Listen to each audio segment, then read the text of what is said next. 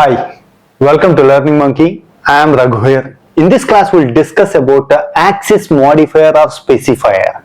In our previous classes, we clearly discussed about different object-oriented concepts, package, and all those things. Please watch those classes and come back here. The link for the playlist is provided in the description below. Coming to today's class, first we need to understand what is access specifier. Let's take with an example and understand class A. In this class, we have written a variable called int p.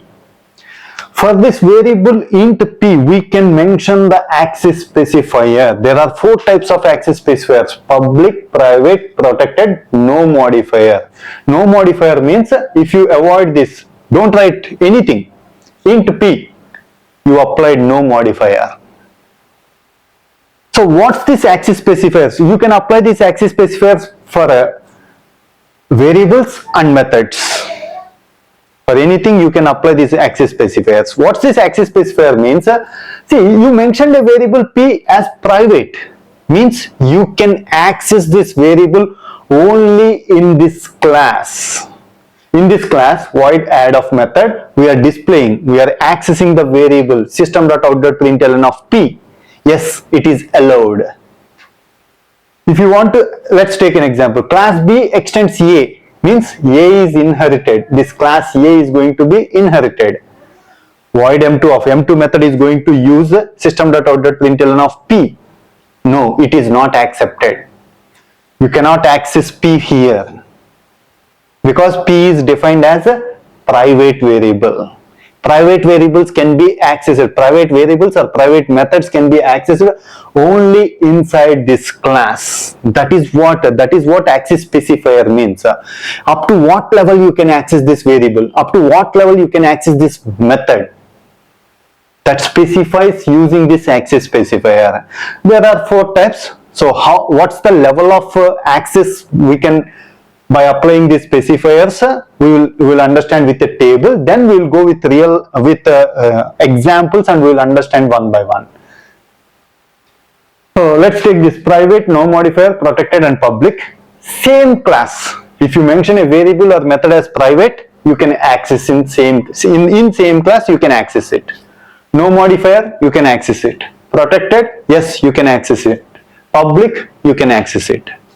Same package subclass. If you write it as a private variable, in subclass you cannot access private variables. You can access no modifier variables. You can access protected variables. You can access public variables and methods, protected variables and methods.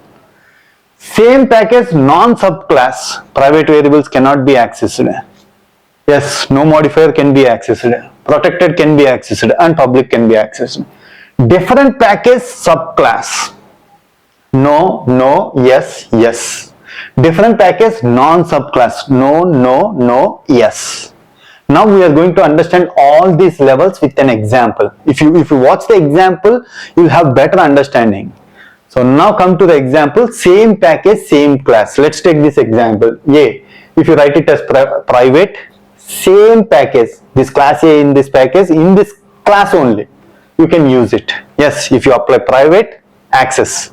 Protected, access. No modifier, access. Public, access. You can access. Same package, same class means. Now take the next example. Same package subclass. Class A, we have written a private variable. Class B extends A. Class A, here B is a subclass. Same package subclass.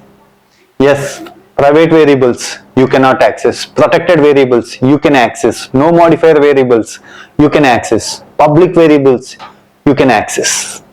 Here we have written only example private. Take out the private and you can write it as protected. Take out the protected, no modifier. Take out the protected and write it as public. Yes, you can access here. Now coming to understand, this is very important to understand. Same package non-subclass. Class A, class B, it is not extending A. This is what we call it as non-subclass. In this class B, can I use the variable P? No, we cannot use the variable P. We are creating an object for class A. OB is equal to new A of OB.P is equal to 30. We are trying to change the variable P. Because it is private variable, we cannot access. If it is no modifier, we can access. If it is protected, you can access. If it is public, you can access. Same package, non-subclass. Now coming to the next example, different package subclass. See, we are taking a package T1. In this T1, we have created a class called A. And in this class, we had a protected variable int p is equal to 30. You can apply for methods also. Protected variable p, you can write it as private, no modifier, or public. We have written it as for understanding. So in class A, this is in package T1. How to compile these packages, discussions made previously.